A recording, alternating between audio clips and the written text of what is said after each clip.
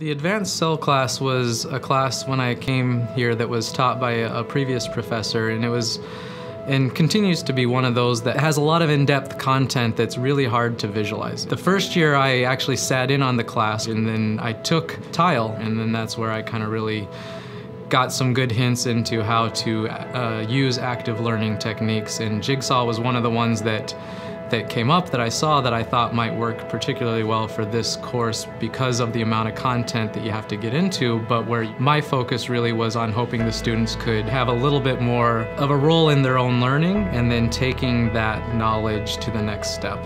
Mike's class was probably one of the first ones where I was forced to do an assignment from the textbook and actually understand a given amount of pages. So I became a critical thinker. It made me see that there's so much value in learning it in a different way, and that I actually understood the concept so much more than a ton of facts.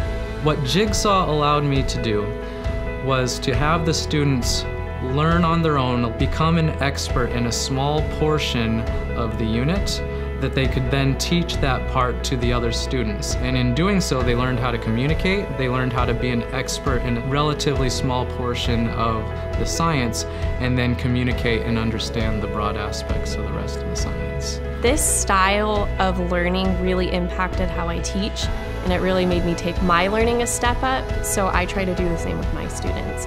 When they have their different portions of the chapter that they have to learn to teach each other, I have a worksheet for each of those different portions. So all the different groups have their own individual worksheet that relates to their portion of the chapter. I think one of the important aspects is to give them time to really think about it, to discuss it with their groups, and have time to debate with each other, whatever it might take. And so if I'm walking around, I'm kind of listening, I'm interjecting, and between all the groups there and my clarifying things, we get to the actual right application and answer. So I think it really results in the students being able to apply the material rather than just regurgitate the facts. The whole process from start to finish of having the worksheet and then making a summary and teaching my group made me see that learning can be so much deeper, and that now I know that material for life. All the students out there have the capability of contributing to their own learning if they have the framework. It's just a really cool thing because kids need to build confidence,